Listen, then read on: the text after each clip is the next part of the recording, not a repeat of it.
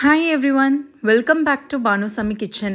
நாம இன்னைக்கு வீட்ல இருக்கிற பொருளை வச்சு சுலபமா எப்படி மாம்பழ கப் கேக் செய்யலாம் தாங்க பார்க்க போறோம்.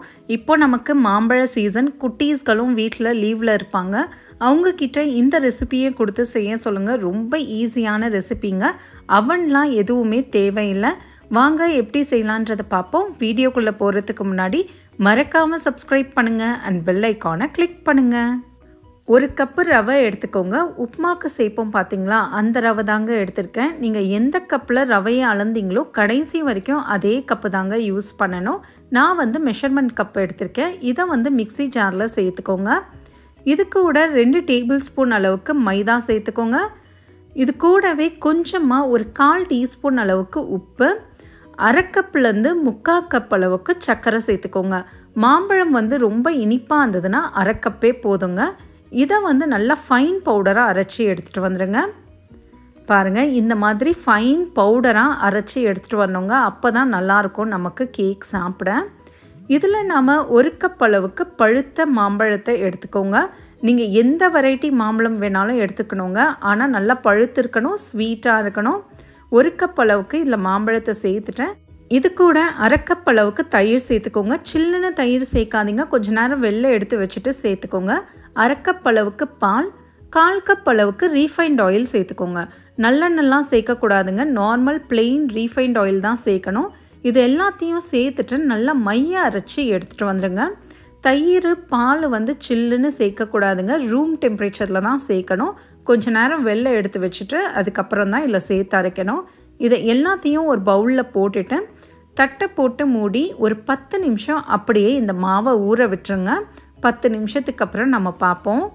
அதுக்குள்ளே நம்ம கடாயை ரெடி பண்ணிக்கலாங்க. ஒரு அகலமான கடாயை எடுத்துக்கோங்க. அடுப்பு தீயை லோ ஃப்ளேமில் வச்சுட்டு இதில் இந்த மாதிரி ஒரு ரிங்கை சேர்த்துக்கோங்க. மேலே இந்த மாதிரி ஓட்டையாக தட்டு இருந்தால் சேர்த்துக்கோங்க. அப்படி இல்லைன்னா நார்மல் ஸ்டீல் தட்டு கூட நீங்கள் இந்த மாதிரி வச்சிடலாம். இப்போ நம்ம இதை தட்டை போட்டு மூடி 10 நிமிஷம் லோ ஃப்ளேமில் சூடாகட்டோங்க. இப்போ நம்ம இதில் மாவை ஊற்றிக்கலாம். சின்ன சின்ன கிண்ணமாக எடுத்துக்கோங்க. அப்படி இல்லைன்னா ஒரேடியாக பெரிய கிண்ணத்தில் கூட போட்டு நீங்கள் இதை பேக் பண்ணலாம். கொஞ்சமாக எண்ணெயை தடவிட்டு இதில் மைதா போட்டு நல்லா இதை டஸ்ட் பண்ணிக்கோங்க. பாருங்கள், அந்த 4 பக்கமும் அந்த மைதா ஃபுல்லாக வரணும். மிச்சம் இருக்கிற மைதாவை எடுத்துருங்க. அந்த மைதாவை நம்ம சேர்க்கக்கூடாது. இந்த மாதிரி செய்யும் போது நமக்கு கப் கேக் ஒட்டாமல் வரும், இல்லைன்னா கப் கேக் போய் ஃபுல்லாக ஒட்டிக்கும். இப்போ 10 நிமிஷத்துக்கு அப்புறம் பார்த்திங்கன்னா மாவு நல்லா ஊறிடுச்சுங்க. இதில் அரை டீஸ்பூன் அளவுக்கு பேக்கிங் பவுடர், 1/4 டீஸ்பூன் அளவுக்கு பேக்கிங் சோடா சேர்த்துட்டேன்.